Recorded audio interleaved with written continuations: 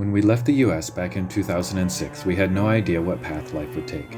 At the time, we were hoping to spend 20 years in Mongolia. 10 years later, in 2017, God directed me to become a regional strategy coordinator with World Partners, which meant a move to Taiwan. Our years in Mongolia were great, and the leaders matured in their faith. It became clear I was no longer physically needed there. Here in Taiwan, I primarily work with Mo Fan Suan Church and Pastor Peter. I have the privilege of leading the youth group and work with a seminary intern. This past summer, because of COVID, I have had extra time and the youth's normal large camp activities were canceled. So we went ourselves to Taidong and had a 3-day camp. We talked about living out the gospel and were challenged to step out and follow God wherever He leads. We also did an Easter outreach last spring, and I regularly attend the leadership board meetings of the church.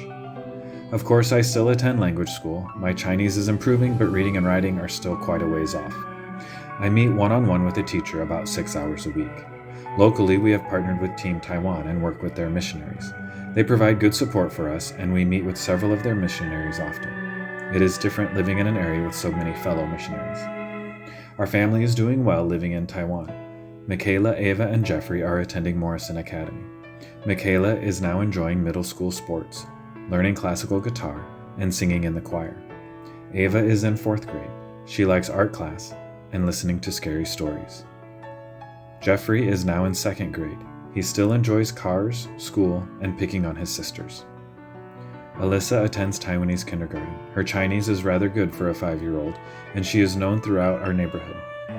Shauna is working with one of the special needs students at Morrison Academy and likes being back in the classroom. She has also begun teaching the children's church 1 time a month. Shauna has been able to run several 10Ks and even a half marathon since moving to Taiwan.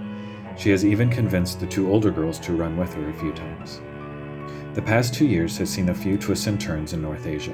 When I picture running the race and throwing off everything that hinders, like the author of Hebrews talks about, I usually picture a flat oval track, or maybe a cross-country race through a golf course.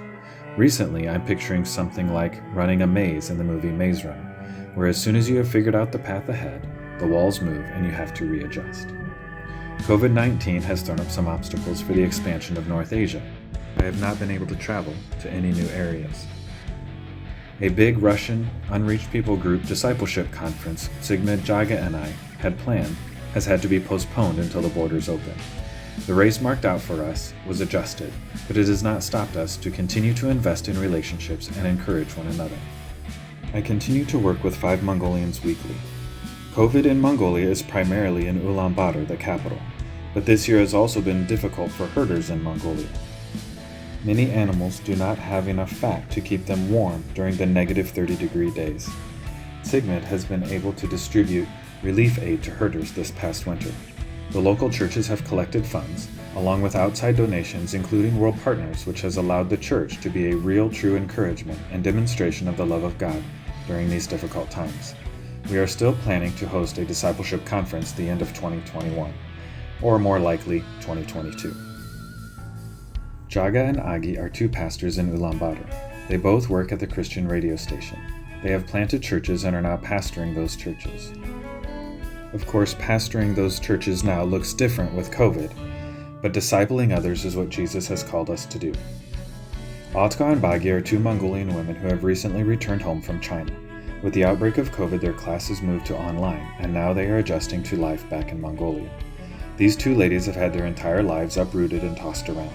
In the midst of the unknown, when being questioned by police or visas expiring and not renewed, they have pivoted and continue to serve from a distance. Right now, we are currently only at 86% of our regular pledged support, so we have a need there. To those of you who give regularly, thank you. To those of you who give one-time gifts, thank you very much. For everyone who prays for us, thank you so much. Your prayers and partnership in the gospel help smooth the way, shine a light down the path, or help our attitudes when the path gets adjusted. We are truly blessed to be serving here in North Asia.